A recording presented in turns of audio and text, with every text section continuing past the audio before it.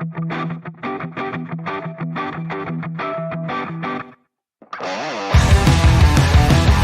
cut right to the chase. Creative people are pretty nuts, and I know this because I'm one of them. If you're like me, you wonder, how do people get over the issues we face? That's what this show is all about. Think of each episode as a warm bath for the soul. We're all in this together, so let's do something good with the time we have left. This show is my love letter to the human condition. This, my friends, is Sentimental Illness.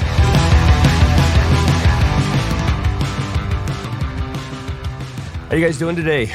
I always start this show with a little bit of a monologue. Today, I'm not so sure I really have one.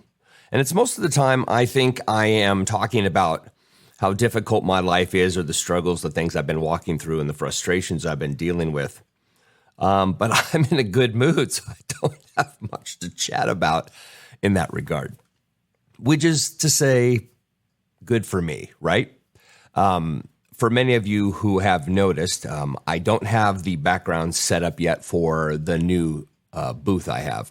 But I did want to talk about that today because I wanted to talk about how friends can show up and how they are a blessing that you may or may not recognize you have in your back pocket.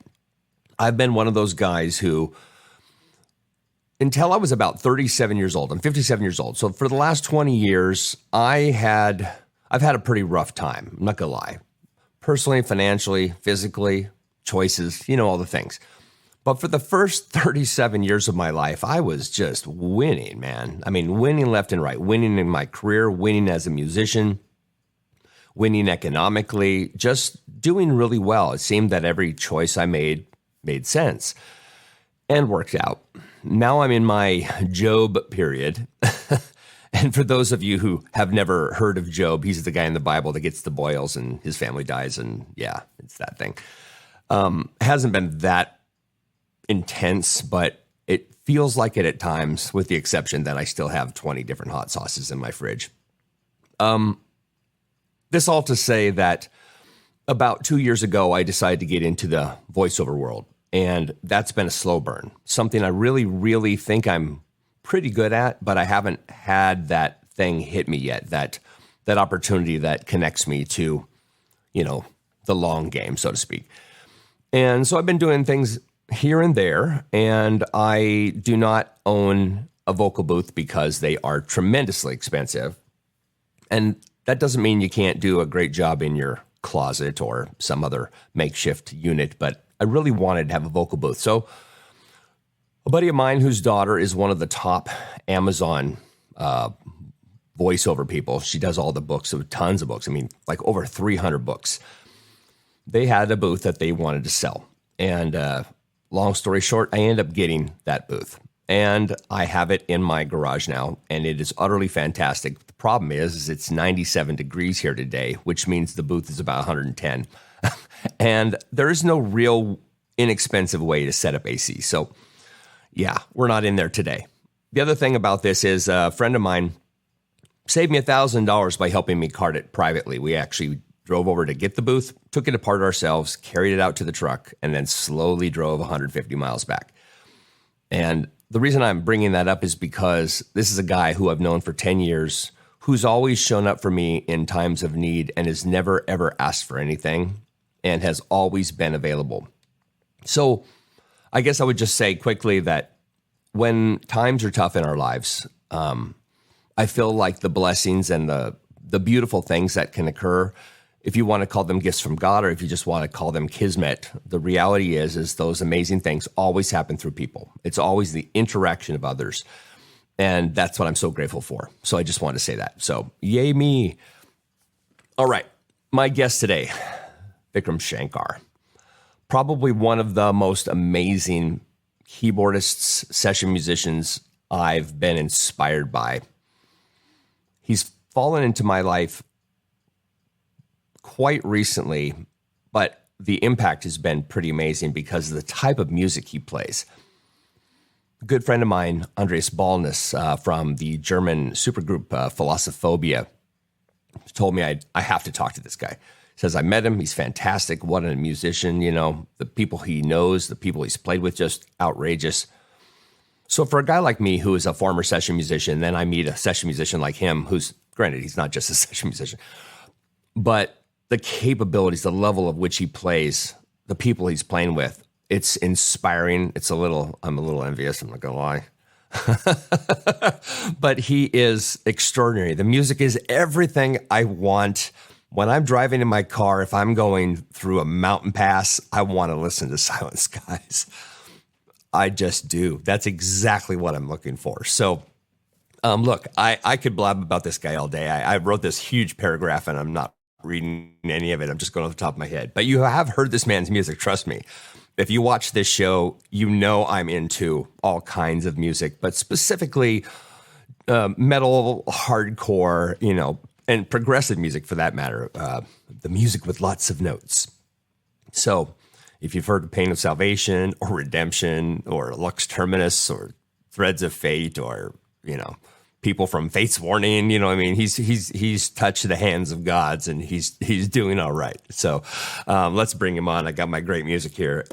Vikram's a truly connected, inspiring musician, and I'm just so happy to have him here. He's made time wherever he's coming in from, North Carolina or France. I don't know where he's at today, but I'm going to bring him on right now. So here we go. Vikram, how are you doing, brother? I'm doing well, man. Thank you for the extremely generous introduction. You flatter me. Well, you know, you're worth, I don't want to say, that sounds weird. You are worth flattering. I will say that, but let me drink some water because my mouth is sticking together. So you just came back from Hellfest. Yes, indeed. I was playing with the Pain of Salvation. Oh my gosh, man. I mean, the opportunity to play with that band, let alone playing Hellfest, playing that stage, so many people in your world. Before we jump into some of the conversation starters with quotes around them, what took you towards Pain of Salvation? How did you end up connecting with them so quickly in your career? Well, Pain of Salvation came to me in 2022. They were going to do a U.S. tour, and they needed an American keyboard player because time to secure a visa was limited. And back in 2017, I had played a couple Pain of Salvation songs on piano on YouTube. I used to do a lot of these YouTube cover things, and I don't do them so much anymore, with some exceptions. But I had done the song on a Tuesday, and Pain of Salvation's drummer, Leo, had seen that cover back then. And I'd worked with Leo on a couple session things since then, and he was familiar with what I do. So he suggested me, and I flew to Stockholm in April 2022, having never met any of the guys but Leo. There was no audition. I just kind of showed up, and thank goodness I could do it, because it would have been an extremely awkward 4 weeks had I been unable to. And then 2 days of rehearsals, and it was straight to Cruise to the Edge to start the tour. So you did the Cruise to the Edge tour? Yes, Cruise to the Edge was my first show with the band. Wow. And then we did a U.S. tour for 3 weeks, which culminated at Prague Power USA. And that was a cool show because we played Perfect Element in its entirety for the first and I'm sure last time. Well, and then, you know, it's sadly been fun ever since. Yeah, man, oh man. I mean, so I don't want to, I do this every show. I somehow find a thread to connect myself into the business or into your world. I never had those options, and it wasn't because this is not trying to make you feel guilty or anything. I just long for those opportunities, but I will say that you deserve it. And it's proof that in this new modern world, this technological world, to sound like an old man, to sound like Clint Eastwood right now. But where's my chair? There is an incredible, there's an influx of monster musicians, not just technically proficient, but genuinely inspiring and entertaining players that have figured out, in a sense, how to influence, right? How to be a presence online, particularly YouTube, picking the right songs and being heard and being picked up by amazing bands all over the world. I mean, Simen Sandnes, who's a fantastic drummer and I would consider a very close friend now, ended up in Evergrey because of it, really, when you get down to it, because he started in, I can't remember his band, Archetype, back, 7, 8, 9 years ago, and then did stuff with Vola, right? The guys in Haken, and now he's the touring drummer for Evergrey. So not to flex, but he's in Evergrey because of me, actually. Oh, is that true? Tom asked me I know for drummer Simen so well, and I didn't know. No, it's not necessarily like broadcasted info, but sure. They were looking for a drummer, and I made a post on Facebook. So very cryptically saying, "Are there any Scandinavian drummers who want to join a touring band?" And Simen hit me up. A lot of people hit me up, but sure. As soon as Simen sent me a message and I knew that he was interested, he was my first recommendation to Tom. I said, you really need to hire this guy, because I've known him for years. We played together on Ross from Haken's solo album. Right. And I know he's a fantastic player and perhaps more importantly, a great guy. So yes, he took it from there. And he which is what we talked about when he came on the show, a couple of weeks back, is really, it comes down to really just two things: being a great player and being a great guy. Yes. People want to work with nice people, man. Especially on tour. You're stuck, in a bus with someone for 3, 4, 5, 6, however many weeks. And if someone is in any way odious or, not endearing in any way, then it's not meant to be. Yeah. You don't want to smell. I mean, this is disgusting. I know, me trying to be funny, but you don't want to smell anybody's farts if they're not nice guys. I mean, that's what you do. You spend 6 weeks on a tour bus just inhaling everybody's fumes. It's a pretty funky experience, especially if they're health conscious and they're eating a lot of protein. Yeah. Well, then you get the that ammonia smell, right? Yeah, great. This conversation devolved quickly. It's what I do. It's what I do. Well, let's have a little fun before we get into the deep stuff. And now, conversation starters. So, Vic, in 1955, on this day in 1955, Bill Haley and the Comets' "Rock Around the Clock" became the #1 song in the world. Wow. And I know you're much younger than me. "Rock Around the Clock" has a different sort of significance because it was the theme song for Happy Days for the first, I think, season or two. And Happy Days was the game changer of television in 1974. Okay, so I was a 8-year-old kid and lost in the Fonzie world, right? But "Rock Around the Clock" became a thing for me, and that was, the song was 20 years old by then. But again, what I love about this fact isn't so much that it isn't anything other than just cool, but that one song literally changed the face of modern music forever because it combined Southern black gospel with this new swing thing that white kids were doing everywhere. So leave it to the white guy to basically subjugate any person of color and take their thing away from them. But Sure. it is a cultural milestone regardless. So, yeah, wow, unbelievable! It's crazy how much in those 2-3 decades, so many quantum leaps were made in music, and so many wheels were set in motion that we're still riding to this day. Yeah, 69 years later, 69 years. Jesus, and we're still talking about it. Amazing. Yeah, we're not only still talking about it, but when you think about it, I mean, you are younger than me, but growing up in this modern age of music, if you go back just I don't know, let's go back 100 years to when jazz was just starting to actually become a thing in the States. Previous to that, it was really just classical music, and the only place you were ever going to hear it was in a theater. You were going to go to, an opera house or the like and hear music. There was no other way to hear a performance, and now we carry it around in our pocket. Yeah, it's quite strange, and lovely how Yes. music has become accessible to everybody.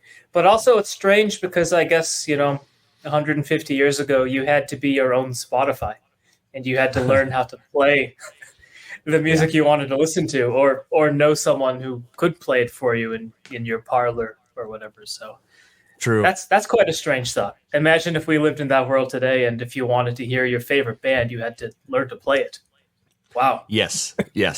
Well, there's a strange, what word am I looking for? I guess it's a romanticism, not just in romantic era music, like Debussy or something like that, but there's a romanticism in a time that we didn't experience. We see it in movies like Dances with Wolves or Amadeus. We look back at a time that, through our modern lens, and we say that had to have been incredible.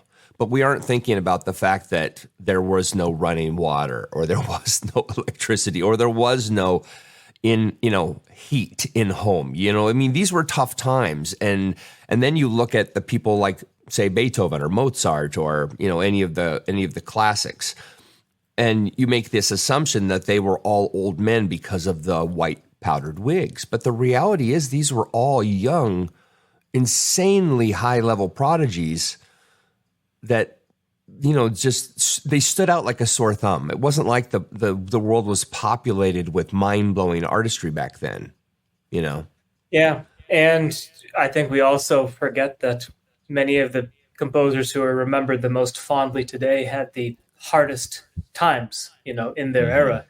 And many of the composers who led extremely cushy, well-rewarded lives are not extremely remembered today, and their music hasn't, withstood the test of time quite so well. So if you imagine, it was a world in which we would love to think that it was more of a meritocracy than now. And like, if you were a great composer, you rose to the top, and because people valued good art.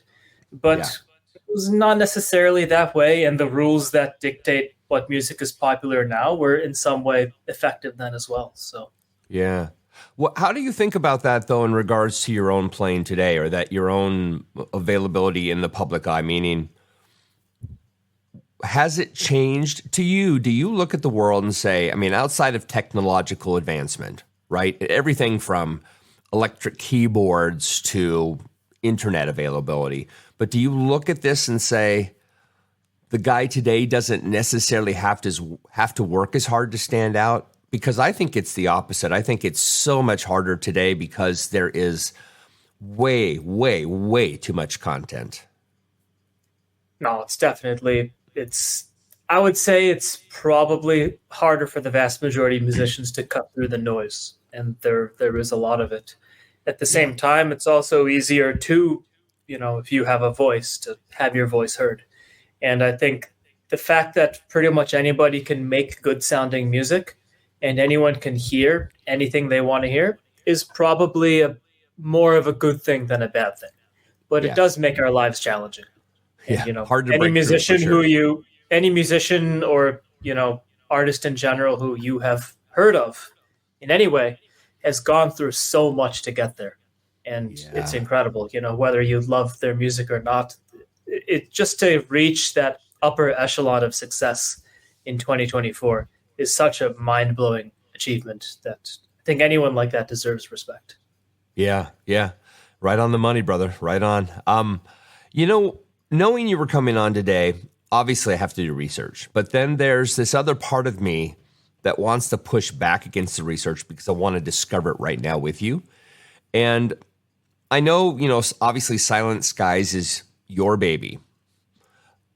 But what I don't know is why Silent Skies exists as it is, meaning what motivated you to go in that particular musical direction.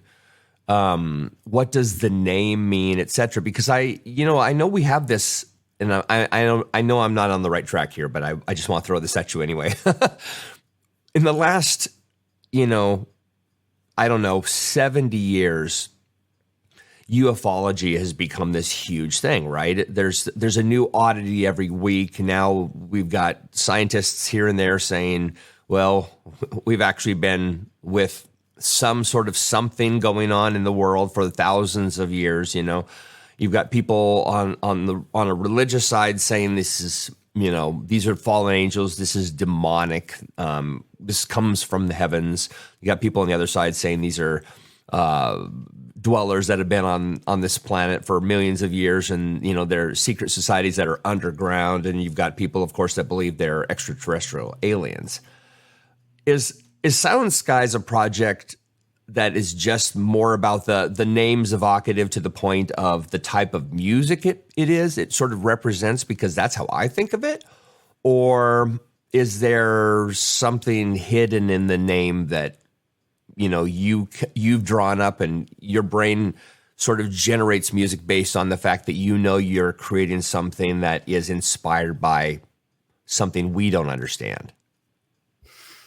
Yeah, I mean, the Silent Skies thing is largely metaphorical, and it's more about the inner universe than the universe in which we reside. And a lot of Silent Skies' music is intended to look in and provoke you to take a moment to embrace the stillness, or try to cultivate stillness, which is so challenging these days, and ask yourself the tough questions and give yourself the space to truly introspect and grow.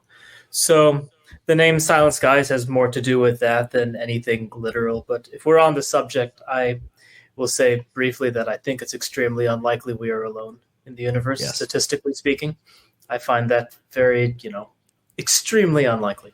But as to what form that other presence may be, I have no horse in the race. I guess the time will discover, what the truth is, or if there even is a truth. I don't know. Yeah, that's a great way to put it. If there is even a truth, I do wonder. I find myself, I'm not a conspiracy theorist, but I do find myself very interested in people who not assume that it's a conspiracy, but that whoever is in charge in the world, because none of us really know. When you get down to it, none of us really know who's in charge. We think we know who's in charge, and that may be true, but it also might not be, right? We don't necessarily know. But there has to be somebody out there that is leveraging this idea that, well, maybe or maybe not, but I'm going to make sure that I get what I want based on what they think, not necessarily what is, right? Yeah, and there's a lot of inherent skepticism on what we see. People don't really take anything at face value, and perhaps they're right to do so. I don't know for conclusively, but I think that distrust of everything is something that is ruling popular consciousness these days, and it pushes us as a society in extremely perilous directions. For sure. That's probably as political as I'll ever get. Well, I will say this, that Silent Skies as something I have started to listen to quite a bit because of my, interest in my introduction to you certainly over the last few months, has been what I call perfect driving music. I mentioned it in the top of the hour, but really, like Glacier National Park, my favorite place in the whole world. I like it more than Iceland. I like it more than Japan. I love it so much. It's just one of these perfect places that seems like it's been handcrafted by a painter and then sort of placed in front of you. It just, when you're standing on a cliff top looking at this expanse, you cannot believe it exists. It does not look real.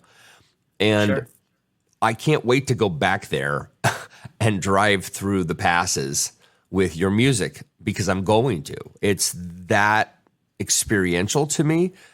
And I think it's because there's a level of grandeur, but there's a melancholy to it. And that's what makes the music work so much. I know we're not on this tangent right now, but I just wanted to say it one more time. I really love your music, man. I love it. Love it. Thank you. I appreciate that. And I also appreciate the care to which you consider, where the music is coming from and what it's trying to evoke, because it is evocative music. And we're inspired by so many things, and that transcends the artists that we listen to. And it's also about our world experiences and the things external and internal that make us who we are. And a big part of that is a love of nature that Tom and I both share. And there is a certain awe-inspiring beauty to the natural world that it is overwhelming in a sense, but it also, in many ways, can provoke a very intimate experience of reflection. How many people stand out amidst the grandness of the natural world and they end up looking inside and reflecting? And I think that's something that we try to capture with our music as well, is that juxtaposition of the immense and the intimate. Yeah. Oh, that's such a great way to put it. And I'm telling you, have you been to Glacier National Park? No, never. Yeah. Please go and play your music because it's just godly. Yeah, no doubt. I can imagine. Yeah. I will say too that I'm a huge Tom England fan. I can't talk right this morning, but I've loved his voice for 20 years, and the fact that you are doing this work of art with him is just lovely and completely inspirational to me on a personal level because it connects so many dots for me. And yeah, his voice is, you used the word evocative a little while ago. His voice is, it's the timbre. His range is, of course, stunning, but the depth, you actually can feel emotion. And I know this is played out. People say this a lot with something that they like, but there is something deeper there. It's a center of the soul sort of thing that works so well. And, when Andreas had recommended your work, the first thing he said is, have you heard the most beautiful sound in the world? That was his WhatsApp message to me. And I said, I'm not sure. Is it Eddie Jobson's Theme of Secrets? And he said, no, it's Silent Skies. He said, I think this is the prettiest thing. I think this is the most beautiful thing in the world. He said that. I want you to know that. Wow. And I need to thank him personally next time I see him. Yeah, he's correct. It's really, really amazing. My overly long intro. I like it. And now it's time for self-diagnosis. Okay, we don't necessarily have to do the whole crazy deep dive, but self-diagnosis. That's yeah, it's a little scary primed sometimes. For something heavy. All right, that's fine. I love heavy. Let's go. Well, I actually really love heavy, and I would prefer we have heavy on this show, but I know it freaks people out. So usually I try to break the ice a bit by just, okay. Well, I do want to know one thing before we get to the heavy stuff then. Sure. How did music become a thing for you? Because everybody's got a story, a foundation, a root, something somewhere that something triggered something for you. So how did music fall into your life, and how did it become your passion and your purpose? Music found me, I guess, or at least the aptitude and inclination for music found me. I was we'll say 4 years old. That may be an approximation, but something like that. Good age. My mother, I guess, I don't know why. Maybe it was intended for me, but she had this little Casio keyboard, and she walked in one day, and I was playing Pachelbel's Canon. Wow. Okay. And I guess I just heard it on the radio maybe, and I just started playing it.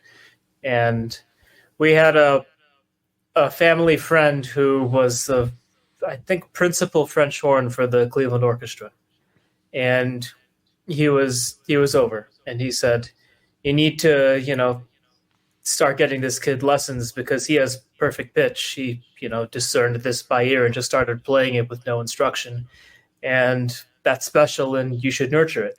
Right. And from then on, I was a deep dive into especially piano, education. And I studied maybe 12 years at the Cleveland Institute of Music leading up to college. But I only played or listened to classical music until I was 12 years old. I had no real contact with anything else.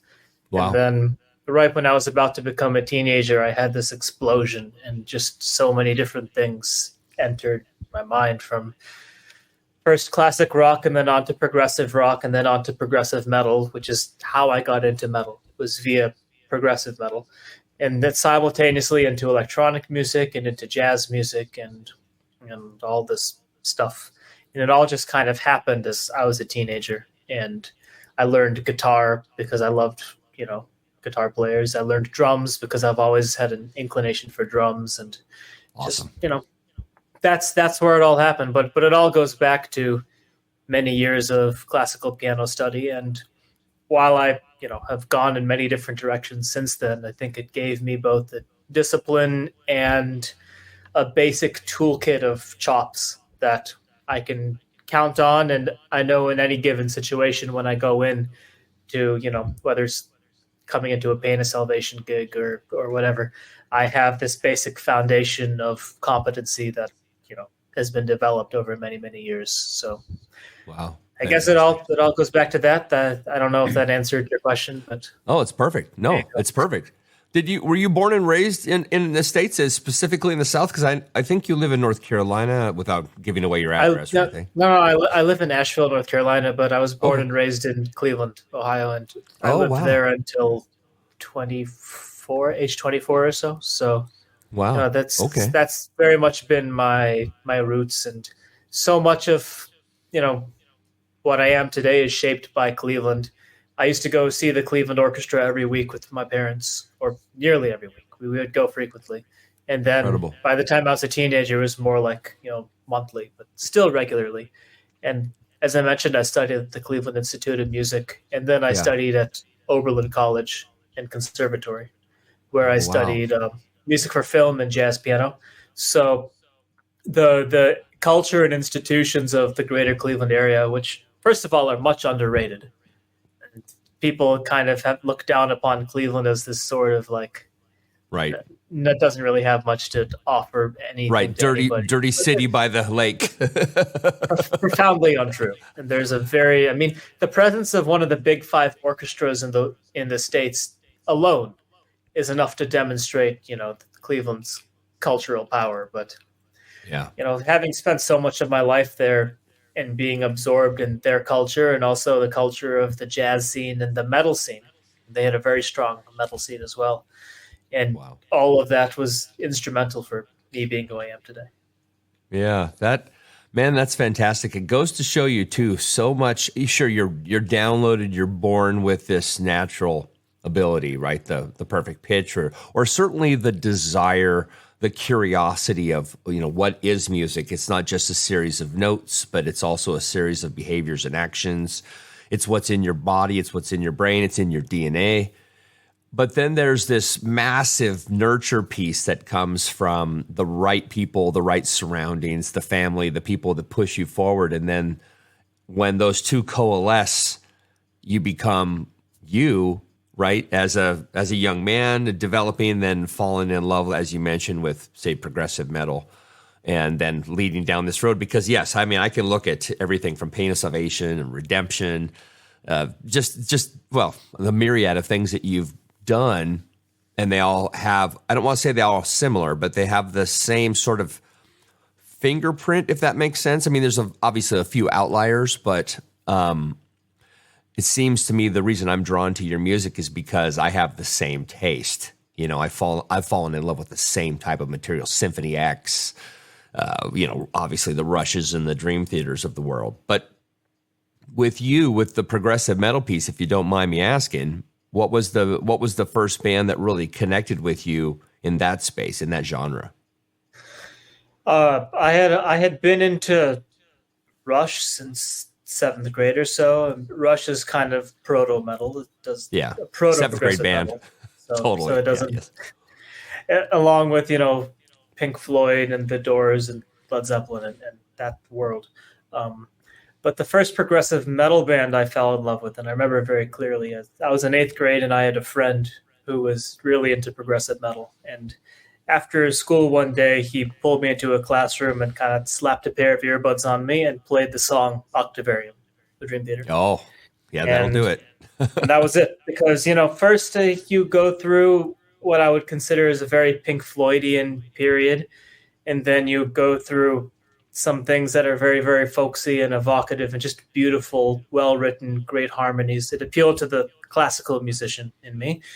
And then, by the end of it, they've slapped you with some more kind of high octane metal sort of stuff. And I loved the very angular asymmetrical meters that may not have computed to everybody who hears it, but to me, it just made logical sense that meters change that way, and you get a certain excitement that comes from mixed meters that I found very interesting. And that was it. I guess it started with Dream Theater, and shortly thereafter, I discovered Nightwish. And what that presented to me was the idea that, the London Philharmonic, a massive orchestral sound, can sit with metal in a way that's complementary. And it amplifies what I think is the best part about metal, which is the fact that it's the most emotionally raw form of music that I know of. And whatever emotion metal is conveying, and it can convey all kinds of emotions aside from just anger. There's so many things it can say. But any emotion that's conveyed in a metal song tends to be the most primal and the most powerful way of articulating that emotion. And Nightwish showed that the orchestra really amplifies that emotion in a very cool way. And I guess that's where it started. And at this point, I appreciate everything in and beyond metal, but that's where it started. So I came in from progressive metal, which I think is different from a lot of people who come in from the Metallicas of the world and the Iron Maidens, the thrash side, like that, and in that generation, I was born in '95, and a lot of people in my generation got into metal from things like Limp Bizkit and Linkin Park and that era of like new metal and System of a Down and that stuff that I came back to many years later, like long after Linkin Park had released Hybrid Theory. I went back to Hybrid Theory and I was like, wow, that's a great album, and long after Limp Bizkit had their heyday, I went back and I was like, there's a certain energy to this that's really, really cool. But it meant nothing to me when I was growing up. When these bands were super big, it just meant absolutely nothing to me. I was listening to classical music and Rush and Octavarium. Yeah. No, I mean, that makes sense. I remember listening. Do you know of Casey Kasem? No, I don't. Okay. So Casey Kasem had a radio show from, I want to say 1970 to about 1998. And he had the American Top 40. That's where that came from. It was his thing. He was the voice of Shaggy on Scooby-Doo. And I remember listening to his program in 1979, 1980, and he was playing the last Led Zeppelin album before Bonham died, In Through the Outdoor. Mm-hmm. Yeah. Great album.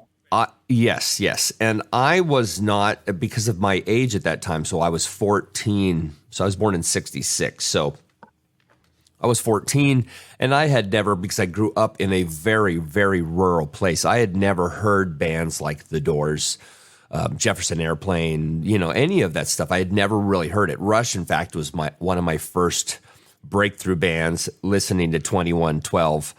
And going, what the heck is this? Or seeing a Pink Floyd or a Yes poster on a wall of the local pop shop, you know what I mean? And not knowing what that music sounded like, but seeing the Roger Dean paintings and making an assumption that it was probably exactly what I liked, right? And the reason I bring this up is because it's amazing how much music sits under our feet. And it does take us growing into it before we're sort of able to receive it. Yeah. And, you mentioning that, Linkin Park was there and available for you as a young man, but it just wasn't in your wheelhouse or wasn't in your purview at that time. And then to go back and listen to it and go, wow, this is really fantastic stuff is pretty badass. Just want to make that comment. I mean, thank you. And I think that my worldview musically is much wider now than it was then. I think at the time I would have been very elitist about it and considered it somewhat Neanderthal or something like that. And I felt that way about pop music as well, that just pop music sucks. Progressive metal is everything. I was that kid. And all kinds, especially also the rock from that era, just like the mainstream rock, whether it's, Paramore's first two albums or whatever, it completely passed me by. I didn't care at all. But Now I probably listen to pop more than anything else, to be honest. I spend a lot of time listening to pop, and going back to the rock and pop and metal of that time, I now appreciate, just how great it was. But, you know, I had to develop and I had to understand that not everything with value has to have 30-second notes and be in 7/8 time. Like there are other ways of saying something very profound. And also I began to appreciate production and texture, and really appreciate how much work goes into a great pop production.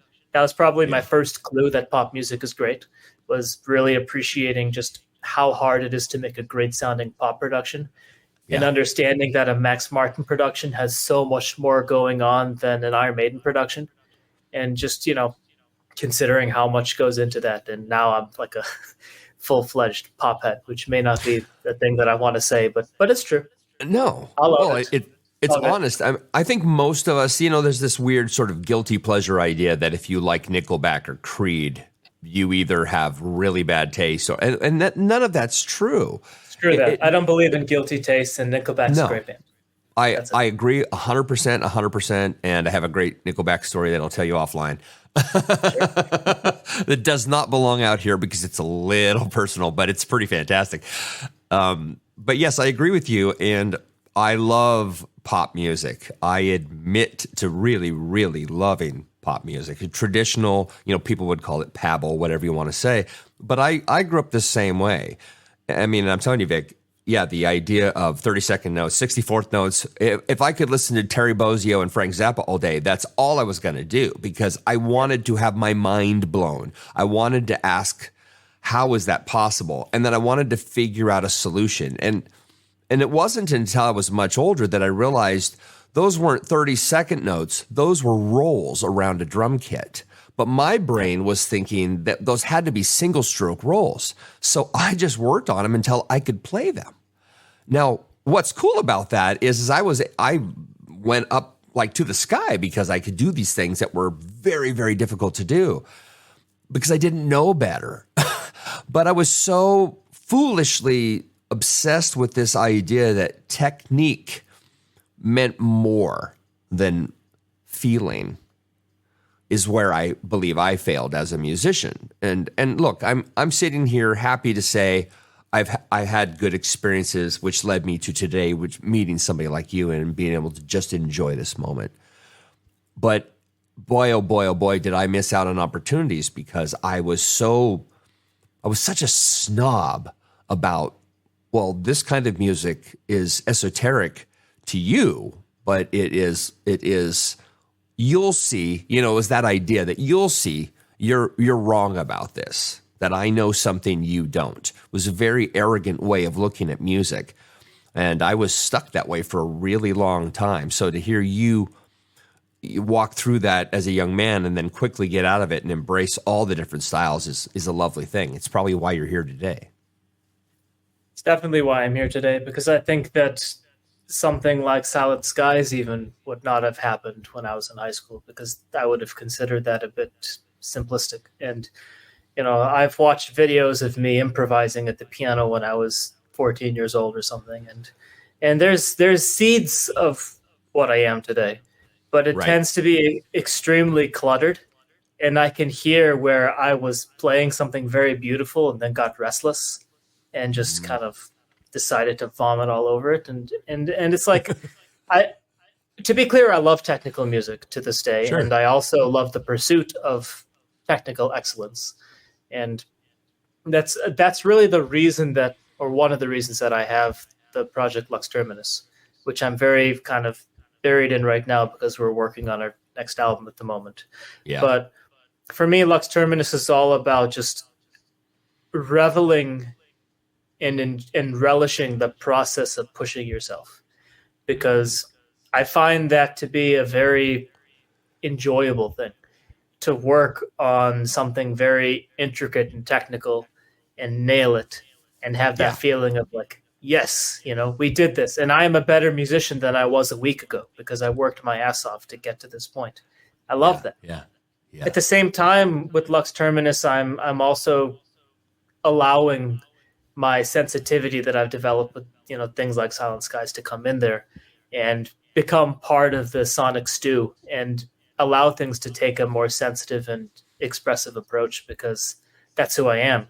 And I think that what makes me who I am as a musician is that, radical Yes. acceptance of emotional sensitivity. And so I don't want to, exclude that in anything I do, whether it's, Yeah. Pain of Salvation or whatever. With Pain of Salvation, it is very emotionally forward music. So that's a really important part of why I feel like I enjoy and fit in with that band. Yeah. Oh, man, that's such a great comment. And I'm telling you, Vic, it makes me want to go down a very bizarre road that actually has no end. But it's this idea of the fingerprint of the soul, the idea of creating a piece of music that, of course, is only able to be created by you or your partnerships and relationships in the music business. And it only sounds like you or the combination of you and those partnerships. And I wish musicians, well, all artists, all creatives, geez, everybody in the world understood that if you put 1,000 real estate agents in a room, they're going to have 1,000 different vibes, right? Or talk on a subject that is quite challenging, whether it's politics, abortion, whatever you want to talk about, and you put 1,000 people in a room and have that conversation, even if they supposedly side on the same thing, they're going to have slightly different takes. And I guess just maybe it's just really just a comment in general about who you are and where you are, that the music you've created is so extraordinary because it's just those tiny bits and pieces and inflections and notes and the way you rode your bike as a kid and where you lived and what street you heard this song and what memories captured this and what influenced you here and there and what kind of food you ate and how you drove to the school, or you know what I mean? It's crazy how those little impacts become a huge thing that can only be created by you. And yeah, exactly. I like whatever you've walked through, Vic, because I love your stuff, man. Oh, thank you. I mean, every musician has a certain, they've developed their sensibilities over years of not just playing, but listening to and absorbing music and being around people. And, if everyone was to just, articulate what their sensibility was, we would have a very rich and diverse musical culture. I think there are probably some people who don't allow themselves to do that. For instance, metal musicians who love pop music but refuse to allow it to come into their, musical voice. And I think a lot of, homogeneousness, not a great word, of, a lot of music scenes results from that, and people not being willing to acknowledge what makes them unique, because, that's so important. Also, music is better when it's honest. So if who you honestly are is a musician who has XYZ attributes to you, your music will naturally be stronger if you're open to accepting all these parts of you and articulating it in your music.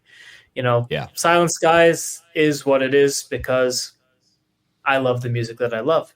And we get compared, for instance, to people like Olafur Arnalds, whom I adore. He's a huge influence on me.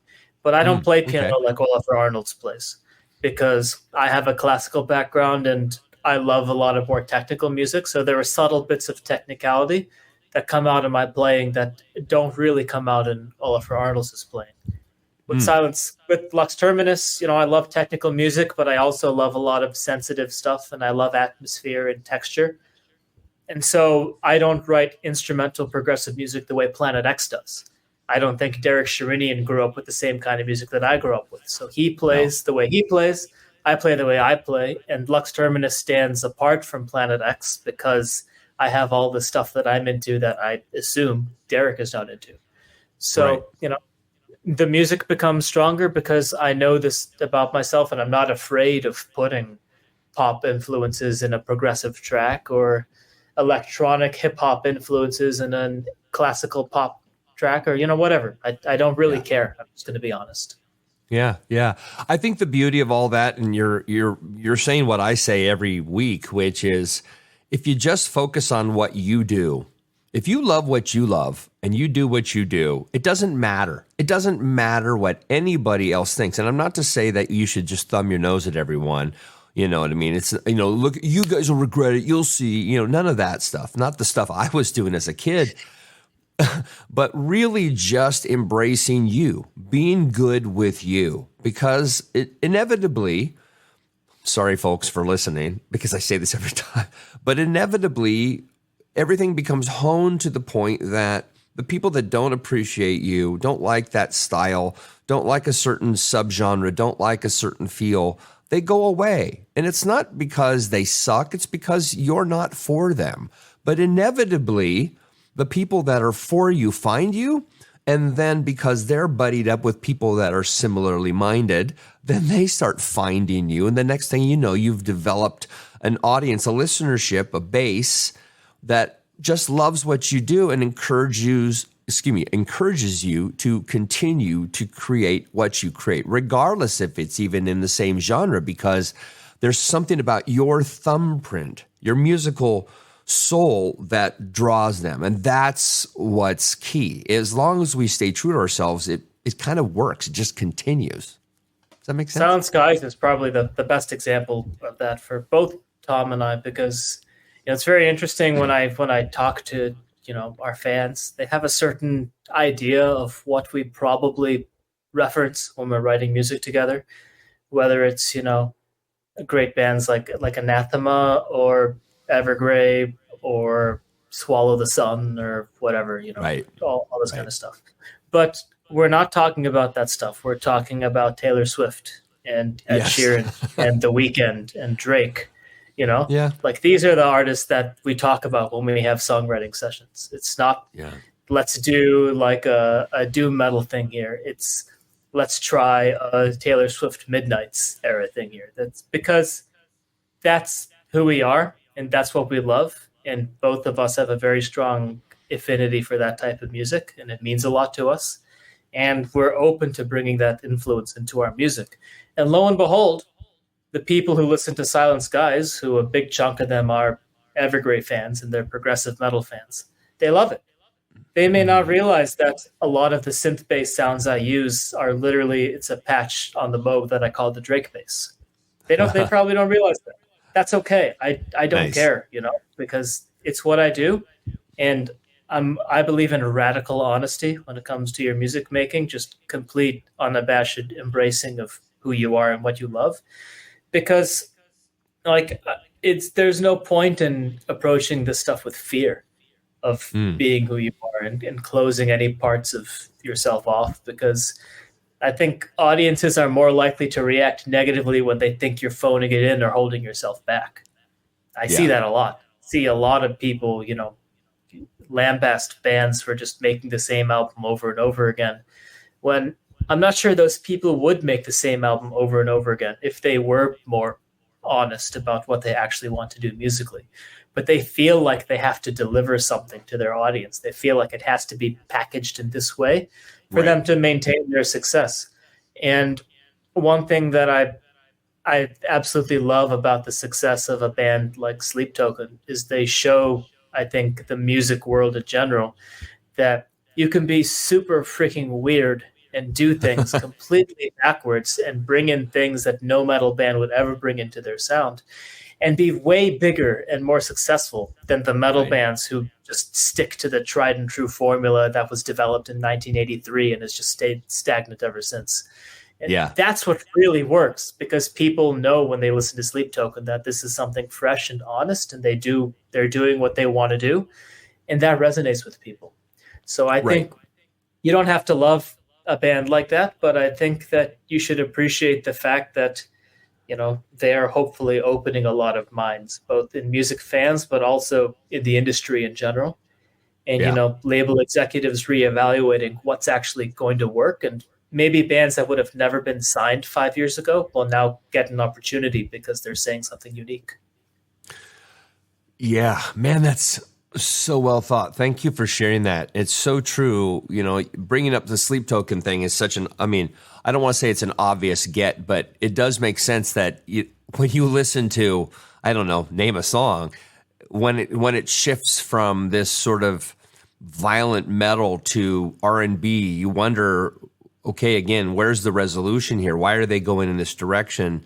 But the courage to do that is actually what's so appealing. It's not the resolution that matters as much as the willingness to go there, and then the musicianship inspires the listener to come back for another round or to see what's next. It's a movie that is slightly schizophrenic, but required. I don't know. Maybe Vic, maybe their music is required to so many people now because, maybe it's vital because it is, in a sense, schizophrenic, that it is so disparate and, I don't want to say violent, but it's just so unique. It stands out in a world of obvious, regurgitation from what we've heard before. And it makes schizophrenia accessible. It's, if they're switching between three genres in a song, the melodies are always strong. The emotional content is always really, really powerful and forward. They never lose sight of that. And so there are probably a lot of people who could never get down to like an Unexpected record or something like really avant-garde metal or something. But they can get down to Sleep Token because even if they're shifting from metal to R&B, that emotional core is always forward. So that's an important lesson that bands who want to be weird can also pay attention to, is that, if you're able to make music that resonates with people, you're probably going to be able to get away with a lot more weird stuff. And, for instance, worked great for Devin Townsend because huge influence in my life.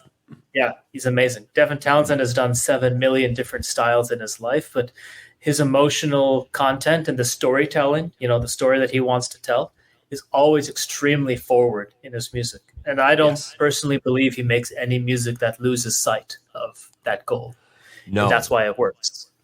Correct. Yeah, he'll write something, off of, City, the Strapping Young Lad stuff, but then he'll turn around and write Where We Belong on, or Grace off of Epic Cloud, where there's just a wildly divergent. You can't believe that a human being, let alone that same musician, would write those two pieces of songs within, say, 5 years of each other, but he did.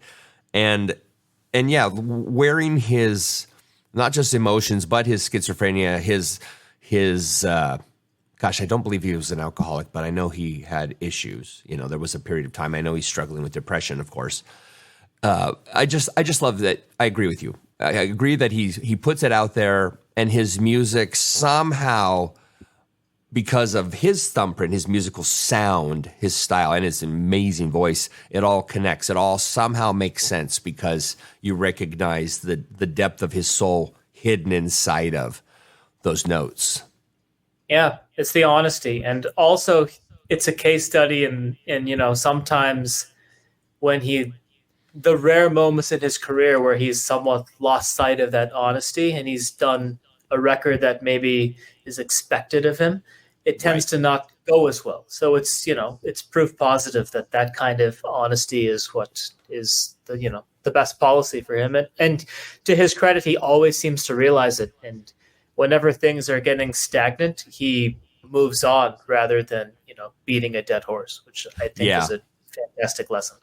Yeah, I feel like he did that with Z2, and I'm not going to knock him for that because it's still a great sequel. But from Z2 but then into Transcendence, which is just boom, good gravy. Look, I know you don't have much time, and I apologize. We've kind of gone over our hour, but I did want to ask.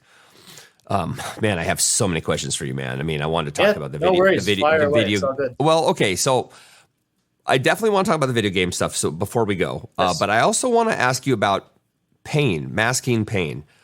I don't want to be assumptive here and talk about like mental crisis or something like that. But when I was, I don't know, go back 20 years when Evergrey actually released Touch of Blessing, I think in 2004, I want to say.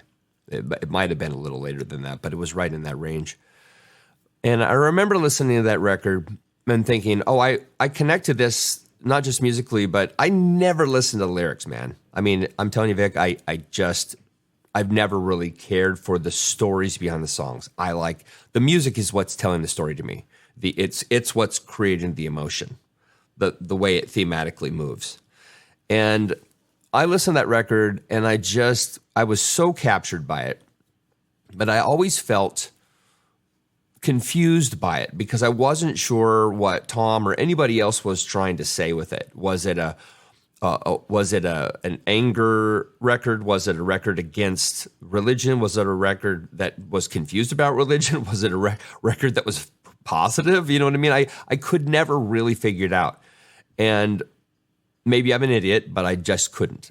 And then I think of what you've done, and not even the connective piece with Tom, but just what you've done in the last 5 years. Do you hide your emotions within the music you create? You know, again, this isn't a masking pain thing, but like so many songwriters, sorry for the long-winded question, so many songwriters express themselves, their anger, whatever they're going through, even Taylor Swift, right, in a song, and it's very clear. Do you hide your feelings in your songs? Short answer is no. Okay. I don't really, I can't really mask emotions. Okay. In music, maybe even in life. For me, it's the natural way for me to make art. Now, the caveat, of course, is that I'm an instrumentalist. So the emotional story is, you know, by definition, a little bit obfuscated. And right. You know, when you listen to lyrics, if they're clearly, you know, obviously written lyrics, you can pretty much tell the emotional story immediately. If lyrics are a little bit more metaphorical or a little bit more, you know, opaque, then that's another matter. But still, it still can be easier to perceive than instrumental music. And at the same time, instrumental music can be the most easy to perceive because it's purely instinctual. And you don't have lyrics confusing you as to what it means. You can just listen and allow it to go straight, you know, to your inner consciousness and see what it evokes for you. And that's a beautiful thing. But for me, I don't mask pain or any emotion in my music, and because, you know, I would say that I have different projects and express different things in those projects because I am fairly multifaceted as a person, as everybody is. Right. And so a lot of my joy or more particularly aspiring to joy or manifesting joy comes through in Lux Terminus. And the, you know, reckoning with and acknowledging and accepting and grappling with the demons comes forth more in something like Silent Skies. And Tom and I have very similar struggles and life experiences. Even though he's twice my age, we've experienced a lot of similar things and we feel things very similarly. And so very often the lyrics that he writes and that we shape together are a natural reflection of both of our emotional stories. And just like in the music approach, it's radically honest and sometimes uncomfortably honest with some of the lyrics. But that's, and also some of the music. Some music is uncomfortably dark or so, you know, sad that it's almost like too sad for some people, and some people can't listen to it. I know I have some people in my life, very few, but some, who say that sometimes they struggle with putting on a Silent Skies record because it's just like, it's too much. And I understand that because it is so radically honest. And I think maybe the thing with like people like you and I is that it's like, you know, our baseline for emotional uncomfortability is different than other people. Yes. And, you know, you listen to music like City by Strapping Young Lad, you can take angst. You can process angst in your music and it won't ruin your day. So, you know, for people like us, it's comfortable and natural. Yeah, And yeah, you do make me think about the fact, this sort of empathic idea of when you take on somebody else's emotion, it becomes you in a way. And I've always been really good at shaking that off. It might affect me. And in fact, I would be so bold as to say I want it to affect me. When I was a very young child, and I don't know if you have children. I have 6 kids. And when I was a child, my mother would sit me down in front of a record player, and she would put Beethoven's Fifth, or she would put Gershwin, or something on the record player, and sit me down with a blank piece of paper and a whole bunch of crayons, and she would say, "Draw what you hear." And I always thought that was such a brilliant way of getting your mind's eye to visualize what is actually occurring in the music. And of course, it's going to be malleable. It's going to change from day to day. It's going to change from your emotions, etc. But I always saw music visually, a very easily visualized music, which in turn affects me incredibly in an emotional way and connects with me. And then the emotion stays. And when I hear it, it's like a smell. It's like going to Japan the first time and smelling the soy sauce in the air. When you smell that smell again, you instantly are transported to 1998 Osaka. You know what I mean? And your music does that, just even new in my world.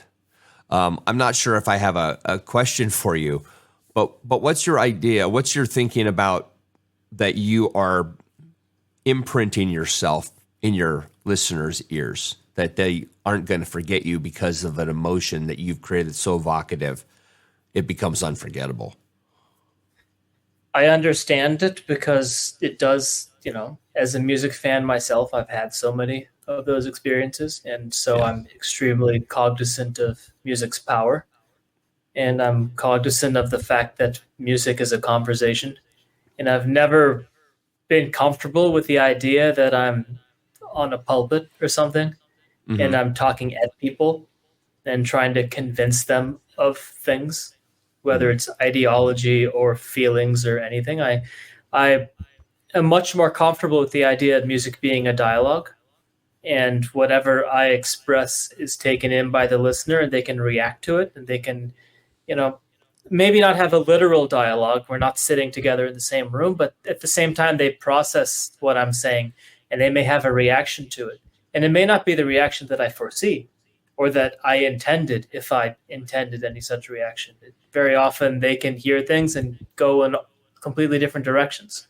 Silent Skies put out a song called Churches, and the lyrics are intentionally a little bit vague. Yes. And we've had so many fans offer so many different interpretations of what that song means. Right on. And they're all true. That's the best part. Like they're true to that listener. That makes them true. And that means that we have had a successful dialogue because we've put forth a musical idea that they are processing and reacting to, and it's taking them in directions. It's making them reflect. I love that. That's so much better than me being didactic. I never want to be didactic with my music. I'm fine with those who choose to do so, but that's not me. Sure. So I have to address this. Andreas, when he sent me your music, the first song he sent me was Churches. Okay. And I find it really interesting because I don't want to offer up my own thoughts because it's probably too varied and honestly too long. I'm already long-winded. But it's one of the pieces that actually reminded me, the title alone was evocative enough that I thought, what if? You hear about this in the church, that people talk about speaking in tongues, right? That this is maybe God's voice or an angelic voice speaking through you, or your soul, your spirit is singing or speaking back to God and having communion, having a conversation with your creator. And I thought about the idea that music, listening to the song, that music is that speaking in tongues. It's you sitting behind a keyboard or a guitar and saying, what is it I'm hearing in the deepest parts of my soul? and then playing it out. And it's almost like this idea of God in heaven going, nice, good job, Vic. I really like that. I like what you're saying to me in this musical conversation. So what's your take on this idea that it's like it's a language? It's 100% a language, and this is something I've always believed, but it became very real to me when I watched. I don't know if you know this video series. I think it's a TED Talk by Victor Wooten. I think it's a TED Talk.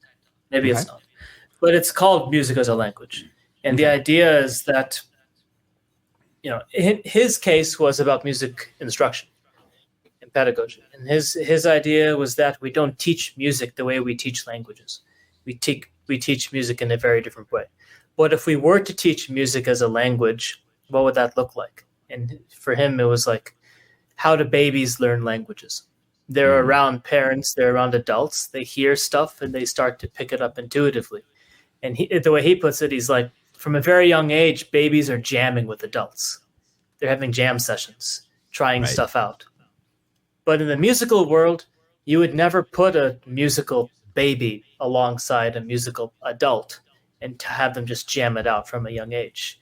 That's not how we learn music. We learn music in the classroom, learning scales, learning this very formula-based approach to how to make music. The math of it. Yeah. We don't approach it like a language. We don't approach it through intuition and communication and expression, which is exactly what music is. So for him, he was saying that's how we should be teaching music, like a language. But I had already felt this way. I had already felt it was communicative, and communicating more specifically things that are very difficult to express in other ways.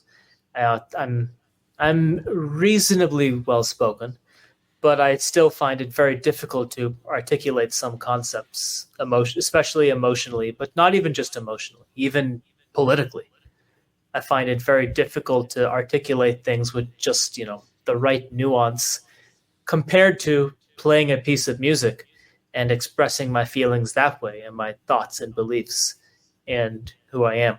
And so I think that that's why, people making music and listening to music and engaging with music is so important, because it allows us to converse about things that we could never have conversed about, or that would be very difficult to do so. And maybe the world would be a much more empathetic place if we were able to have these conversations openly and, truly allow ourselves to see the other and appreciate the other for what they are. Right. That's like that takes us down a very spiritual road, if we wanted to go there. I would say, growing up as I did, I'm always hesitant to do this a bit, but I will do it a little bit with you.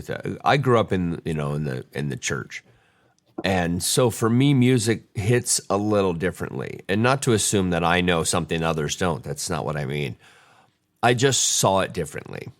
I saw it as communication. And I mean, I get it. I think it's pretty obvious it's a language, but it touches us in a way that is actually not only almost impossible to explain, but it surprises us constantly. It's when we hear a piece of music we've never heard, like this last song that we even heard that sort of didn't go where both of us expected it to, we're either shocked by that or we're attracted to that. And I find that really intriguing, that the language is malleable, that it constantly changes, and that we're piqued by it. And I'm curious, as such a creative force, are you then seeking to sort of upend the balance of the way things have been or what you've done previously? Are you always looking to, I don't want to say to push the envelope like, say, a Devin Townsend, who is really, really trying some insane things, like almost like Stravinsky, right? Where you're just sort of shocked by what the heck was that choice. But do you find yourself writing on the edge of comfort? Oh, I never try to. And I think that there it's a subtle distinction in terms of, you know, intention. And there are musicians who consciously try to push boundaries. Yeah. And the interesting thing with Devin Townsend is, from interviews that I've read and seen, it doesn't seem like he's actually doing that. It almost seems like it's something he can't help. Yeah, Like, no, I agree. Yeah. he always talks about music as simply being the exhaust from like the personal journeys that he goes through. And by grappling with internal forces and, you know, really reckoning with what he wants to say internally, music just happens as a byproduct, and it is what it is. And he just, you know, accepts it for what it is. Yeah. But I personally have never really resonated with the idea of shattering boundaries, especially like cultural boundaries, or, you know, music as a whole. It just because that's not what I think about when I sit at the piano. I think about a sense of expression, and I think of communication. And for me, is music is very, very social. And if I think about other forms of social communication and connecting with people, I'm not really interested in shattering those boundaries and like making people uncomfortable. That's like I wouldn't walk into a room and just say some pointlessly provocative thing just to make people uncomfortable and shatter their worlds. I'm more interested in kinship, you know, than anything else. And actually, I wouldn't say that Tom necessarily is seeking to provoke, but I think that he and I view music slightly differently, and that I am very focused on kinship and connection with people, and he's more focused on inner expression. I think that for him, he really is only thinking about expressing what he wants to express emotionally and the story that he wants to tell. And it happens to have kinship with people because he conveys things that others relate to. But I actually think more about not appeasing audiences. I don't care about that, but being cognizant of the fact that music is made to be received, and we are going to have a dialogue between, you know, me and the listener. And a lot of times that's what, you know, motivates me to keep making music, because I mean, I'll always make music, but the process of releasing it and promoting it and doing all that stuff is challenging and taxing, and threatens to ruin your relationship with the music to begin with, you know, when you deal with the bureaucracy of actually putting out a record and making sure that the record is not a complete financial drain and you're able to keep going. But when I actually think about the communicative and also healing powers, and I do feel spiritually about music, and I do think that music provides that, you know, healing force that can make the world a better place and can make people's lives better and provide them with solace and inspiration and, you know, all of these things. I feel very strongly about that. So for me, thinking about music in a sense of like being inflammatory is just weird to me. But at the same time, I really respect people who can do that. I have a lot of respect for people who can, you know, issue musical fuck yous. But I struggle with that just because that's not me. As a person, that's not me. I don't go up to people and be antagonizing. I probably have a reputation amongst my friends and family as being too nice rather than, you know, the other way around. So it's like, you know. Sure. But that's what I get from you. I mean, that's what I've enjoyed about this conversation. It's what I like about your music, that it precedes you. I don't want to say the image that you're trying to project, but just you. You know, I've talked about this often, where somebody's angry and they come home and they slam the door. It isn't just the volume of slamming the door. It's about that energy preceding them, coming into the room with them, and it's negative, which then affects that household. And that household for a while is now sort of absorbing that negativity. It bounces around the room. It hits different people in different ways. Arguments spring up. People are upset. Nobody really knows why, but it's because of that spiritual darkness is on them. And what I find so fascinating about you in this conversation today and the music that preceded you is the opposite, that there's this spiritual goodness, that there's this beauty that's walking in front of you. And not knowing you, I find that very profound because I've experienced its fullness today. And I want you to know that, because I think even if this were a boring conversation, which it wasn't, or even if I had made you angry, which I hope I have not, it would be that you are so compelling because of the positivity, the message of your music, and again, the feeling of your music. It would have been worth every second. And I hope, I hope that leaves with you today. You know, no, that's very kind of you to say. It's really nice that that's been perceived both in and beyond the music, because that is important to me. I think that injecting more light into the world is something that musicians and creatives have the power to do in ways that muggles don't. If that makes any sense. It's like, we have special abilities to not just communicate, but also shape the emotional and spiritual consciousness of those who hear our music. And it's a responsibility that I don't take lightly. It's almost like, it feels a bit pompous to say that it's a calling or anything, but maybe it is. Maybe it actually is in some way, because for instance, some years ago when I was in college, I volunteered with the organization Guitars for Vets, and we would go around to VFW, outposts, especially people dealing with post-traumatic stress and lifelong injuries and all this kind of stuff, and we'd play music for them. And musically speaking, it was extremely bland, banal kind of music, like 4-chord folk classic rock songs done in a fairly pedestrian manner, and strictly musically speaking, there was not that much going on. But in terms of bettering the lives of people in a very direct and real way, when you walk into the room and you start playing some song, and you look over at the guy in the corner who's been crippled by PTSD his whole life, and by the end of the song you see a little smile come up on his face, it's like priceless. That moment is priceless, and that has never left me, even though I make music that some people may perceive to be self-indulgent technical nonsense, but it's like that's what it's all about to me, is not necessarily only putting a smile on people's faces, because I would wager that Silent Skies doesn't put a lot of smiles on people's faces, but hopefully it does, uplift and heal in the long run. Like it allows people to feel emotional kinship and understand that the darkness that they have within them is not unique to them, and they're not freaks for dealing with mental problems and having tough times in their life. You don't stand alone in this. We all experience this. And if we're all honest about the things that we experience, we realize that we're not alone. And that's important to me. I want to, make things better. And I'm not interested in like a purely selfish approach to making music. Yeah. Okay. So last question.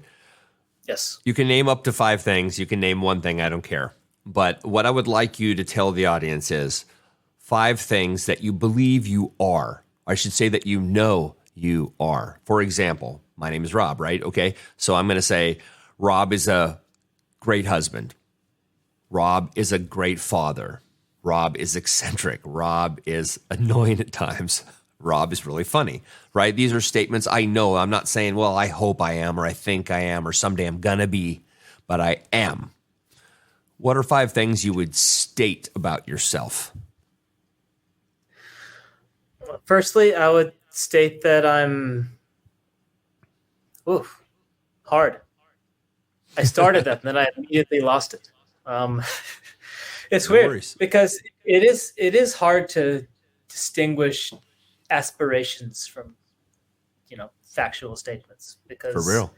there are a lot of things that I hope that I am and a lot of things that I would like to be. But I mean, I would say that first of all, I am a lover of everything in music. And that's a more loaded statement than it may come across, because it's like Sure. everything to do with the lifestyle of listening to and making music is something that I love. And I know a lot of people in the industry. And a lot of people in the industry are not that way. There are a lot of Yeah. people who, first of all, don't love listening to a lot of music.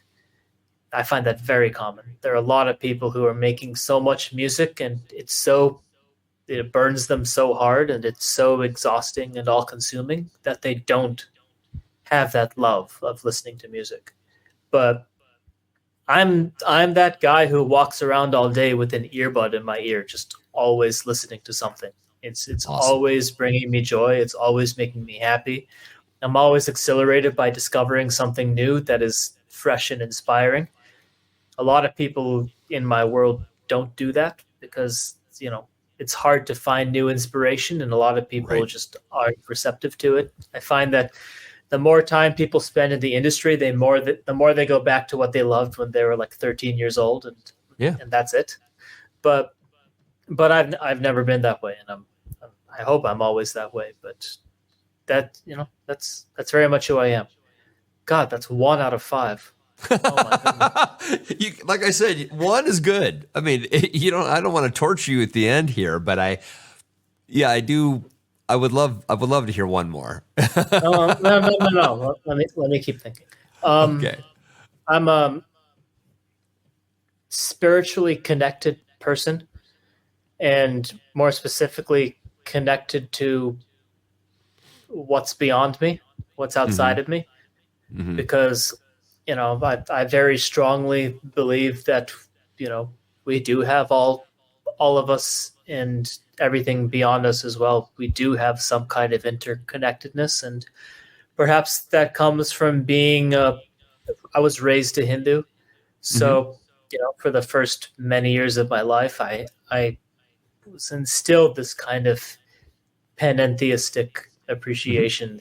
The idea that the divine is simultaneously everything and also beyond everything, and that we all have this kind of spiritual connectedness. And I think that's impacted a lot of ways that I approach everything in my life. Of course. Not just music, as we've discussed for an hour and a half, but also my philosophies and my politics and my ideologies. I think they're all informed by the fact that I think we have this connectedness, and that naturally results in a certain respect for everything around us that I hold very important to me. And it can be very strange for me when people don't have that appreciation. But then everyone is raised in so many different ways, and so many people have so many different outlooks on life. So I understand it, and the diversity is nice, but at the same time, it's weird to me when people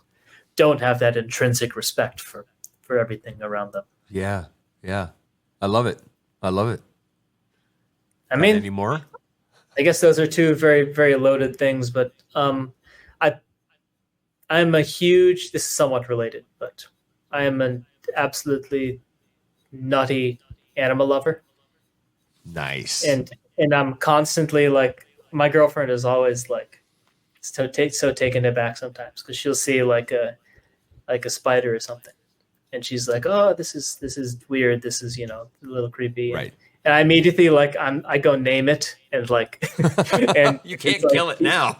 he becomes my friend, and it's like we had this orb spider hanging on our outside our porch door for 2 weeks, and I gave him a name, and I checked on him every morning, and it's that's important to me, because it's yes. Again, like the last one, it's about the fact that we're all connected, but perhaps more importantly, we're all on the same playing field. No one is inherently superior to anybody else.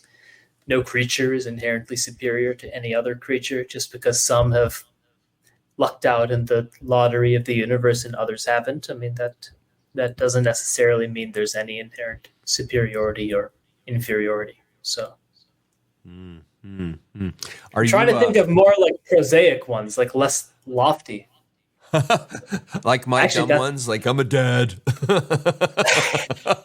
No, but it's I would love to say that I'm factually a great boyfriend, but maybe Sure. it's more that I aspire to be a great boyfriend. It's difficult to say confidently that I am one, and I'm sure that my girlfriend would say that I am one, but it's in a sense, it's almost not for me to say, Yeah. Yeah. But at the same time, being able to say so shows this kind of security and confidence in who you are. So maybe that's number 4. I struggle with self-confidence because, it's true. There are some things that I know I am, but in terms of like quality and like I know I'm a great X, that's something I've struggled with very much. And I've had let's do a bullet point on this one. I have bipolar depression, which I've had since I was 11. We should have talked about that from the beginning. I'm sorry. No, it's fine. It's a fact about me, and it's something that I is relatively kept at bay, primarily through mental fortitude, because it's like, a lot of times I'm not really a big like pick yourself up by your own bootstraps kind of asshole, but at the same time, it's like I do believe that there's a certain amount of manifestation of positivity that can kind of result in real, benefit and growth and stability. So, that's something that it's an everyday struggle as it is for anybody who deals with something like that. But that's a big part of the music as well. It's like, that's part of that radical honesty. That's part of the story that I tell. And it's also part of, we're talking about masking pain or not masking pain. It's like, it's there in full force, like, especially in Silent Skies, like it's there. So that's probably another reason. Yeah. It's probably another reason why it draws me, because, I've only in the last few years walked through some pretty challenging times of my own, the mental health thing.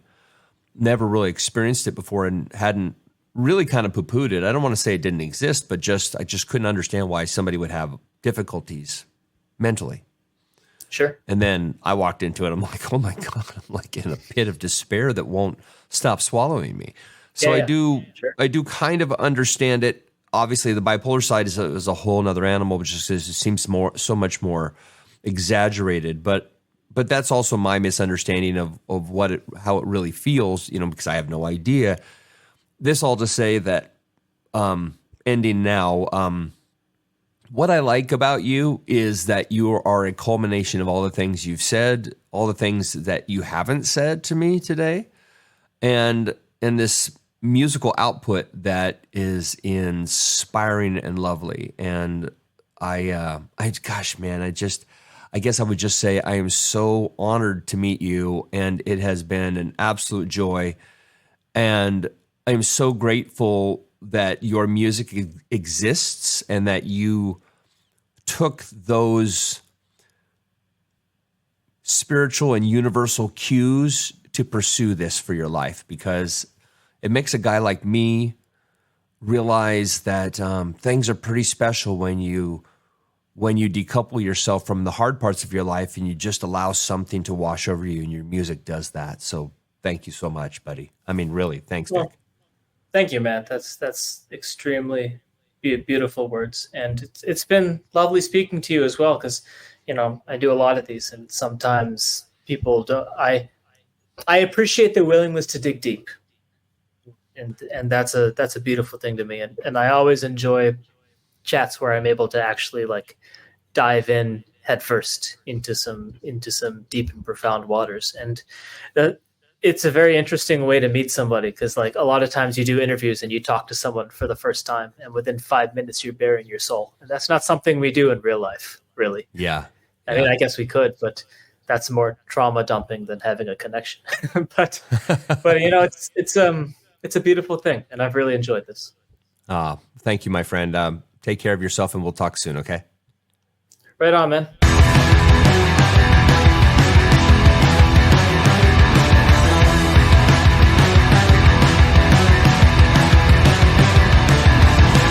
You've been listening to Sentimental Illness with Rob Leland. Our theme song, Machine, has been graciously provided by Harris Heller. Don't forget to subscribe to the show wherever you get your podcast media. You can directly support the show on Patreon as well, where you can find us at patreon.com/This is Sentimental Illness. It also helps us a lot if you rate the show online, so jump out there and give us 5 stars.